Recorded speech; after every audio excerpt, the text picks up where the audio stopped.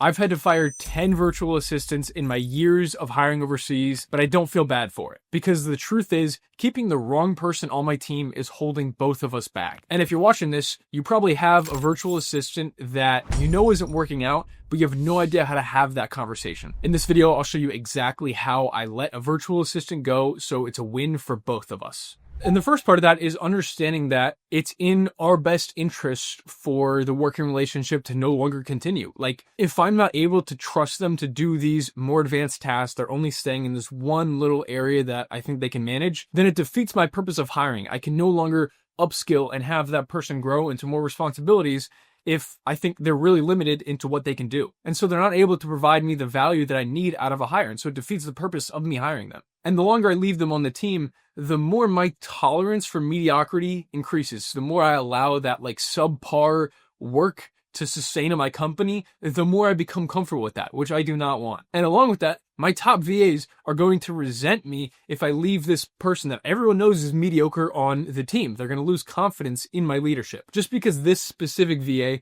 does not fit my style, they don't fit well into my business, doesn't mean that they won't do well in someone else's. And so by keeping them on the team, I'm holding back their career. I'm preventing them from seeing the opportunities that they will excel at. And I'm also holding back my ability to find that right VA because I'm spending my energy and my resources trying to focus on this one person when I can then allocate that towards finding someone new and getting them up to speed. Now, before I actually make the decision to let someone go, to fire VA for my team, there's a little checklist I have to run through to make sure that I've done everything on my end. Number one, have I given them the proper training to do the task well? Or did I just throw on them a couple documents and a couple SOPs and I'm surprised where they can't figure it out? Second is, have I shown them what good looks like in their role? Like, is it clear to them what a good job looks like? Have I shown them examples of what doing the work well means? Which brings me to the next one. Have I made my expectations clear? Like, do they know what is expected from them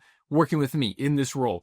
And if I have I told them clearly that they're not meeting those expectations? Like showing them, here's where I think you can be. Here's where you are. Because I'll talk to business owners sometimes and they'll talk about their underperforming VA and I'll say, okay, do they know that this is the case? And they say, well, I mean, they should. And it's because no, they didn't let them know that there is a difference, that there is a gap between where they expect them to be and where they are currently. So I have to make sure I make that gap clear and give them time to remedy that before I cut them off and say, start over. And last, do they want to provide at their best? Like, do I make them feel encouraged? Does the team, like, does the environment make them feel encouraged to complete the job well? Or am I just assuming that because they're getting paid to do it, they should be doing it at their best no matter what? Real quick, before we get into the actual firing process, I want to make it clear, you don't have to go through any of this if you hire the right person from the start. That's exactly what we do. At Talented, we work with 7, 8-figure business owners and place overseas talent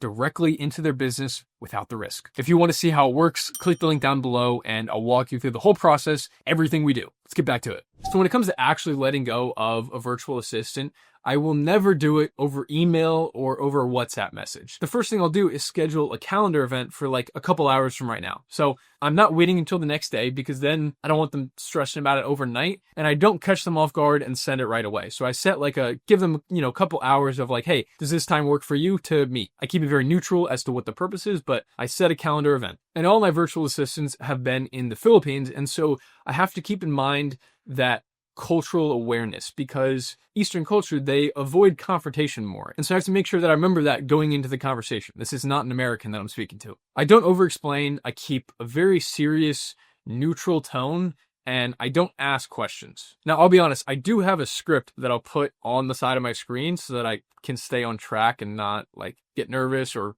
ask questions, make it awkward. So this is the exact script you can follow. Hey, Name, I really appreciate the work you've done for the company. It's been great to have you on board. That being said, I have decided to end the contract. Next Friday will be your last day with the team and your pay will be taken care of. I'm confident this will allow you to find the right company. Essentially something like that. You can tweak it to fit how you would say things. And after I say that, they typically go silent. I don't really get much questions after that. And so that's pretty much it. I end the call. And it's usually like a 60-second or less call, but it respectfully gets the job done. Now, you notice I say we're ending the contract instead of I'm letting you go because they're not my employee. They're an overseas contractor. And so I make it very contractual speak. Now, in all of our contracts, we have a 14-day notice requirement, so I honor that. And even when I didn't have that, I still would give them some sort of runway period. Used to do it up to 30 days. I find that's too much, but I would strongly recommend doing like at least a week to provide them a little cushion. Right after I hop off the call, I will immediately cut access, like LastPass, passwords and such, to sensitive information, just in case they do retaliate. They probably won't, but I just want to make sure that I'm covering my bases. I'll usually send like a summary message too after the call, just like outlining the last work date we spoke about and when they can expect their last paycheck. Then I make sure to let my team know, because I don't want them to be caught off guard when they see this person leave our Slack. Now, during this transitionary period, they don't have access to the sensitive information that we cut off, but I still want them to be providing value in some way. And so I'll usually have them write SOPs or processes for the task they were doing, so it can help me when delegating it to the next person. Now, I won't tell them directly the reason why, but I will document it internally so that in my future hires, I have a little bit of an idea of what to avoid. All right, now that you know how to end things the right way, let's talk about what's next. Bringing in your next VA that fits right into your business, delivers consistently, and you don't have to replace a month later. Because finding someone valuable is way more than making a job posting. You have to figure out how to actually get down to just the good ones. In the next video, I'll show you the exact system I use to vet tens of thousands of virtual assistants from the Philippines. It's the same process we use across all of our clients at Talented. Click this next video while it's still fresh in your mind. I'll see you over there.